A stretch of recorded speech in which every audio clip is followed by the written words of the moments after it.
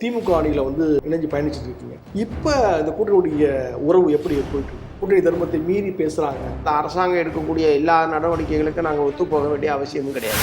ஆளுநர் வந்து ஊட்டியில் ஒரு போட்டியான ஒரு துணைவேந்தர் மாநாட்டை வந்து நடத்துறாரு. ஆர்.என். ரவிக்கு முன்னாடி எந்த ஆளுநர்களாவது தமிழ்நாட்டில் இப்படி துணைவேந்தர்கள் மாநாட்டம் நடத்தியிருக்காங்க? மக்கள் பிரச்சனைக்காக வந்து தொடர்ச்சியாக போராடி கொண்டிருக்கக்கூடிய உங்களை போன்ற இயக்கங்களுக்கு மக்கள் மத்தியில் ஏன் போதிய அளவு ஆதரவு கிடைக்கல? இப்போ இருக்கிற தலைமுறைக்கு பூரா பிரியாணி குவாட்ரு இந்த மாதிரி போனால் இதெல்லாம் கிடைக்கும் அப்படின்றது மட்டும்தான் தெரிஞ்சு வச்சுட்டு இருக்கிறான். ஆனால் எங்களுடைய மக்கள் இன்னைக்கு கட்டி சோறை கட்டி கொண்டு வந்து ரோட்டில் உட்காந்து தின்னுட்டு தண்ணியை கொண்டு வந்த தண்ணியை கை கழுவிட்டு அவங்க சொந்த செலவில் வந்துட்டு போகிறாங்க. இப்போ திமுகவையும் நீங்கள் வந்து ஒரு முதலாளித்துவ கட்சி அப்படின்னு விமர்சிக்கிறீங்க. அதில் ஒன்றும் சந்தேகம் இல்லை. விஜய் சொல்றீங்களா? ஆமா ஆமா. இப்ப அவர் நேற்று தான் அரசியலுக்கு வந்தாரு. இன்னைக்கு அவர் முதலமைச்சர் ஆயிட்டா மாதிரியா தான் பேசிட்டு இருக்காங்க. எதிர்முகால வந்து பாஜக வந்து அதிமுகவோட இணைஞ்சிருக்கு. அது முழுக்க ஒரு சந்தர்ப்பவாத கூட்டணி என்பதை முதல்ல சொல்ல விரும்புறேன். மார்க்சிஸ்ட் கம்யூனிஸ்ட் கட்சியின் மாநில செயலாளர் திரு பே சண்முகம் பங்கு பெறும் கேள்வி களம். வணக்கம் நேயர்களே, இன்றைய கேள்விக்களம் நிகழ்ச்சியில் கலந்து கொண்டு பல்வேறு கருத்துக்களை வழங்குவதற்காக மார்க்சிஸ்ட் கம்யூனிஸ்ட் கட்சியினுடைய மாநில செயலாளர் திரு பே சண்முகம் அவர்கள் நம்மோடு இருக்கார்கள். வணக்கம் ஐயா. வணக்கம். நல்லா இருக்கீங்களா? நல்லா இருக்கு. தொடர்ச்சியாக வந்து போராட்ட களங்கள் உங்களை பார்க்க முடியுது. மதவாத சக்தியை எதிர்த்து நிற்க வேண்டும் என்பதற்காகவே வந்து திமுக அணியில் வந்து இணைஞ்சு பயணிச்சுட்டு இருக்கீங்க.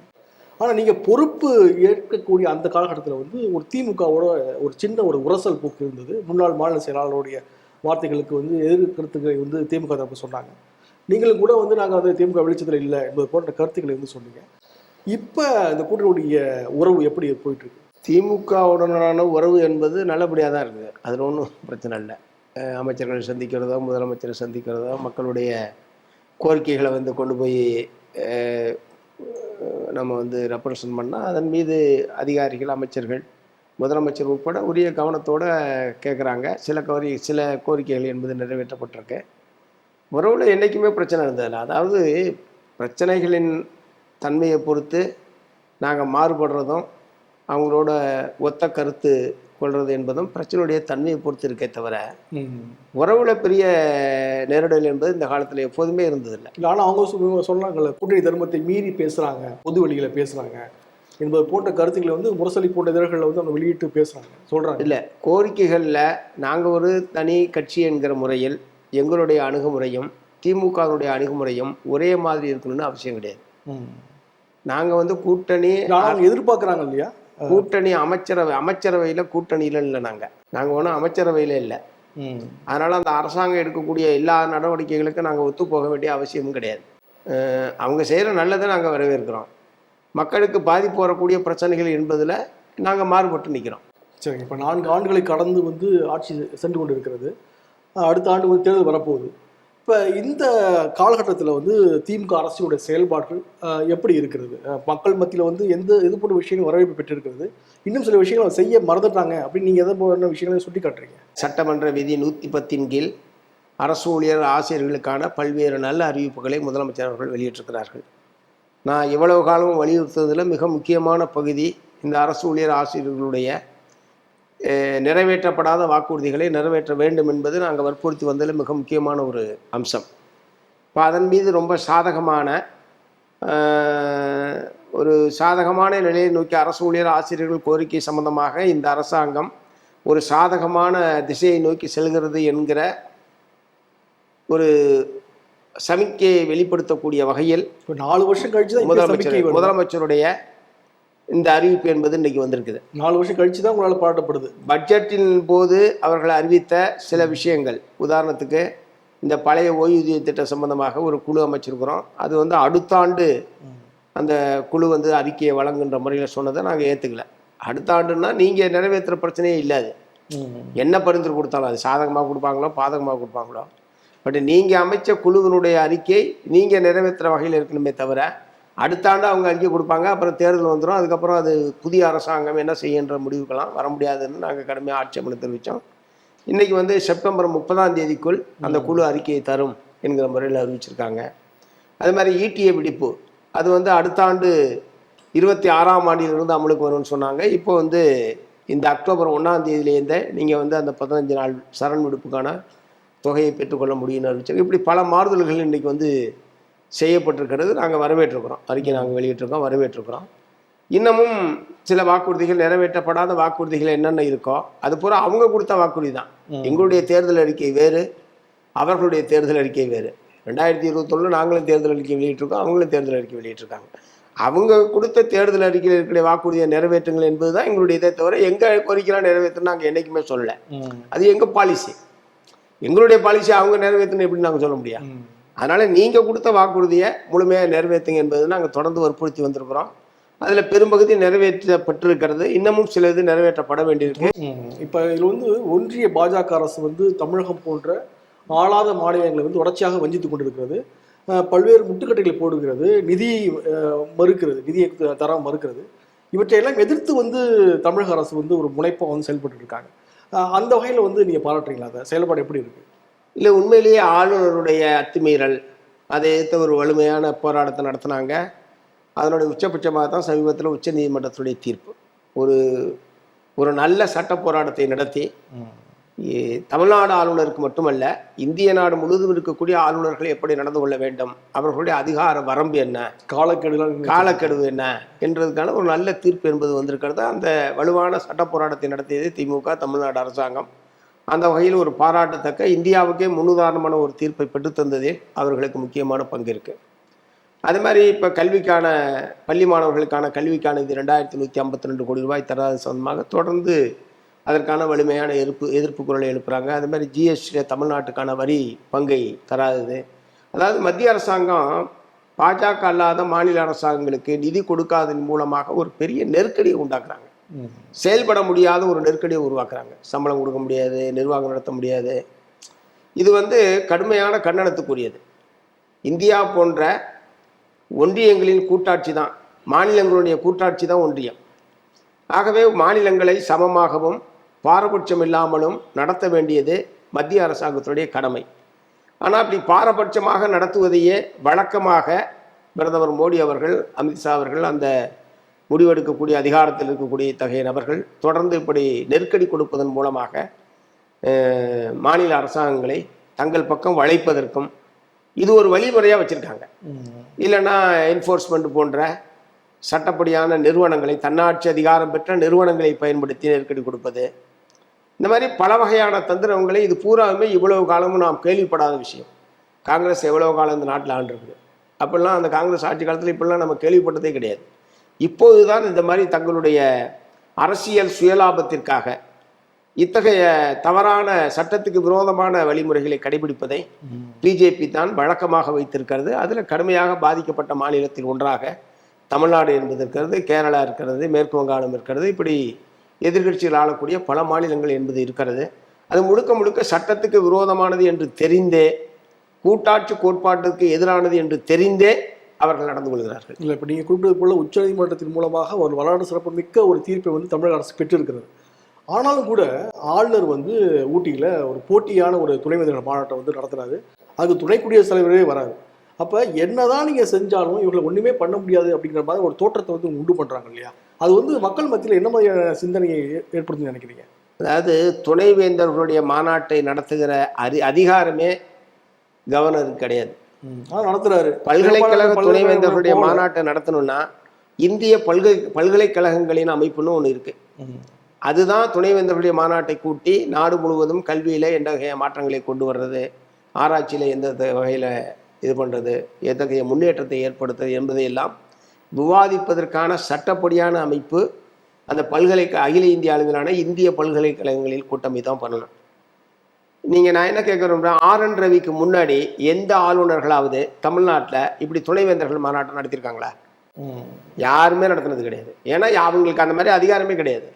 இவர் தான் மாநில அரசாங்கம் கடைபிடிக்கக்கூடிய கல்விக் கொள்கைக்கு எதிராக சனாதன கொள்கையை கல்வியில் புகுத்துவது, தேசிய கல்விக் கொள்கையை கட்டாயப்படுத்தி திணிப்பது என்கிற தன்னுடைய அல்லது RSSனுடைய சொந்த நிகழ்ச்சியினர்களை அமல்படுத்த வேண்டும் என்பதற்காகவே திட்டமிட்டு வேந்தர் என்கிற அதிகாரத்தை பயன்படுத்தி இவர் இத்தகைய மாநாட்டை ஆண்டுதோறும் நடத்துவதை வழக்கமாக்கிட்டார். துணைவேந்தர்களும் ஆளுநரே கூப்பிடுறாரு, வேந்தரை கூப்பிடுறாரு, எப்படி போகாம இருக்குன்ற மாதிரிலாம் போனாங்களே தவிர, ஆனால் இந்த முறை அதில் அவருக்கு அப்படி ஒரு அதிகாரமே இல்லை என்ற நிலையில் உச்ச நீதிமன்றம் ஆளுநர் சட்டத்துக்கு அரசியல் சாசனத்துக்கு விரோதமாக செயல்படுகிறார், அவருடைய நோக்கங்கள் அவருடைய செயல்பாடுகளில் உள்நோக்கம் இருக்கிறது என்று குற்றம் சாட்டிய நிலையில் துணைவேந்தர்கள்லாம் அந்த மாநாட்டுக்கு போகக்கூடாது, புறக்கணிக்க வேண்டும் என்று மார்க்சிஸ்ட் கம்யூனிஸ்ட் கட்சி உட்பட பல்வேறு தரப்பிலிருந்து வேண்டுகோள் விடுத்தோம். அந்த வேண்டுகோளை ஏற்று துணைவேந்தர்கள் அந்த மாநாட்டை புறக்கணித்து தங்களுடைய வலிமையான எதிர்ப்பை ஆளுநருக்கு தெரிவித்திருக்கிறார்கள் இந்த முறை. ஆகவே இதிலிருந்தாவது ஆளுநர் பாடம் கற்றுக்கொள்ள வேண்டும், தன்னுடைய போக்கை மாற்றிக்கொள்ள வேண்டும் என்பதுதான் இப்போது நான் ஆளுநருக்கு சொல்ல விரும்புகிறேன். இப்போ நீங்கள் வந்து பல கோரிக்கைகளை முன்வைத்து போராடிட்டு இருக்கீங்க. அதில் வந்து உங்களோட போராட்ட களங்கள் பார்க்கும்போது நிறைய விஷயங்களில் வந்து உங்கள் மீது வழக்கு பதிவு செய்யப்படுகிறது, உங்களை கைது செய்யப்படுறீங்க. இதெல்லாம் பார்க்கும்போது ஒரு கூட்டணியில் இருக்கக்கூடிய தலைவருக்கே இது போன்ற நிலைமை ஏற்படுது அப்படின்னு வருத்தமாக இருக்கா, இல்லை கூட்டணியில் இருந்தாலும் கூட சட்டப்படி நடவடிக்கை எடுக்கிறாங்க அப்படின்னு அவங்கள திமுக அரசு பாராட்டலாமா?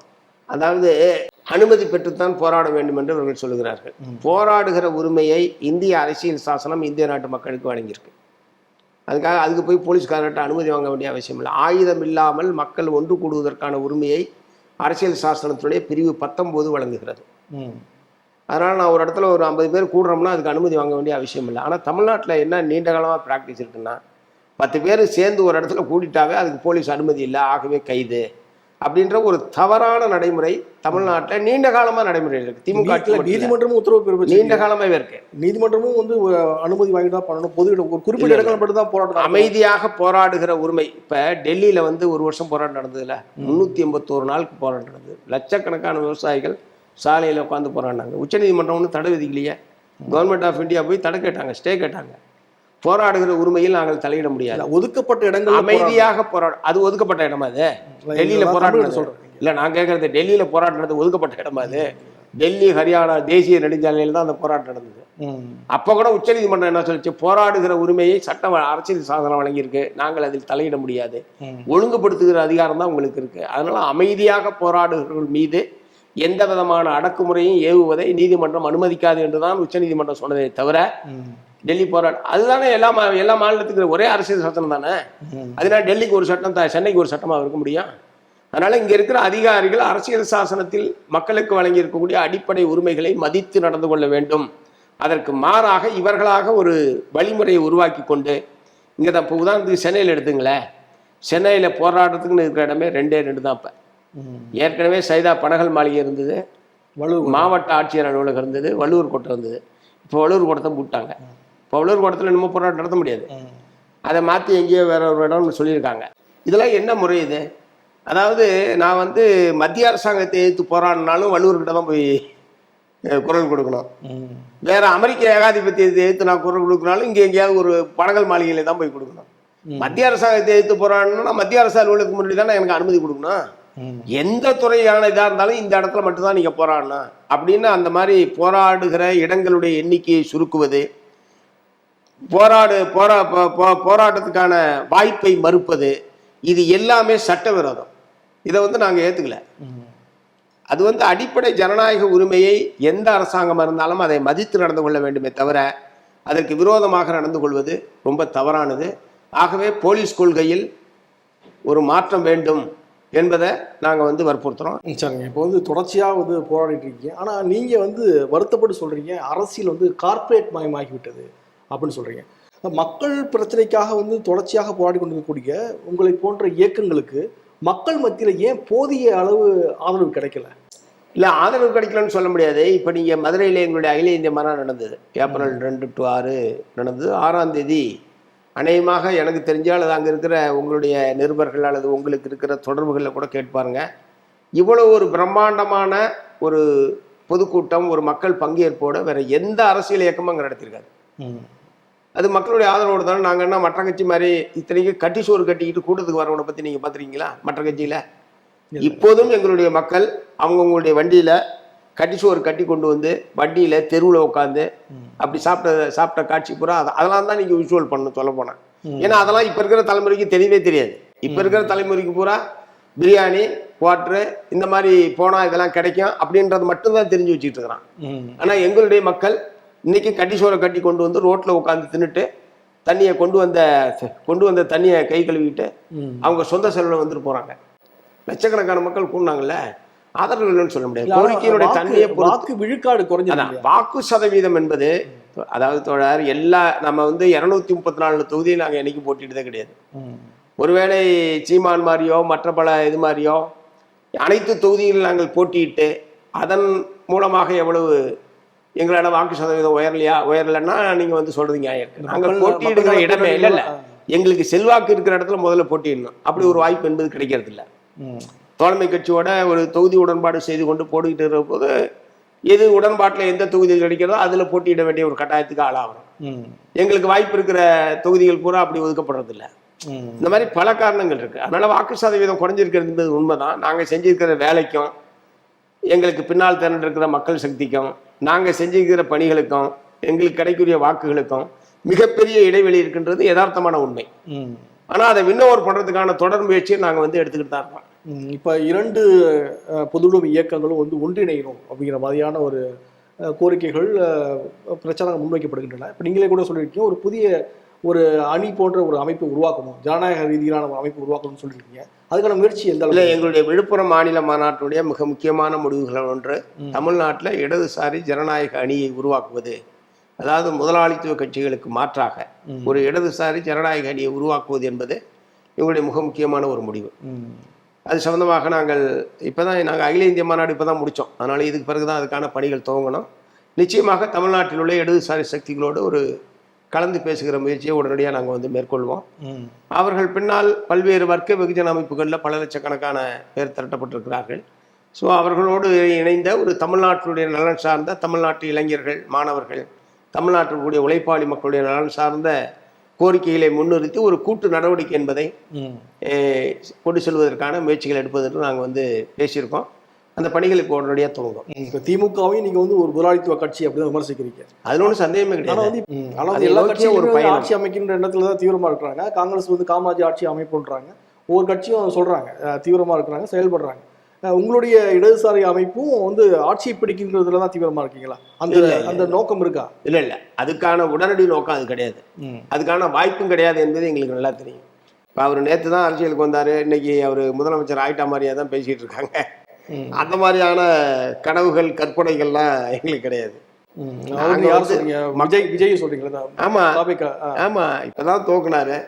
அடுத்து ஆட்சியில் பங்கு, அதிகாரத்தில் பங்கு, மற்றவங்களுக்கு கொடுக்கறது, போக்குவரத்துன்ற முறையிலாம் பங்கு பிரிக்கிற நல்ல விஷயமா சில பேர் பங்கு பிரிக்கிற அளவுக்குலாம் போயிட்டாங்க. இந்த கூட்டணி ஆட்சியை வந்து நல்ல விதமா பாராட்டுறாங்க சில பேர். அவர் வந்து அறிவித்த ஒரு அறிவிப்பு என்பது அவர் வராரோ இல்லையோ, ஆனா அதுக்கான முன்னெடுப்பு வந்து அவர் வச்சிருக்காரு அப்படிங்கிற மாதிரி. இல்லை, அதாவது அது நல்ல இதுன்னு கிடையாது. அதாவது மாறுபட்ட கொள்கைகளை உடையவர்கள் ஒரு அமைச்சரவைக்குள்ள இருந்தா எப்படி அது ஒரு நல்ல நிர்வாகத்தை நடத்த முடியும்? ஆட்சியில் பங்குங்கிறது ஒரு உடன்பாடு இல்லை, நிச்சயமா கிடையாது.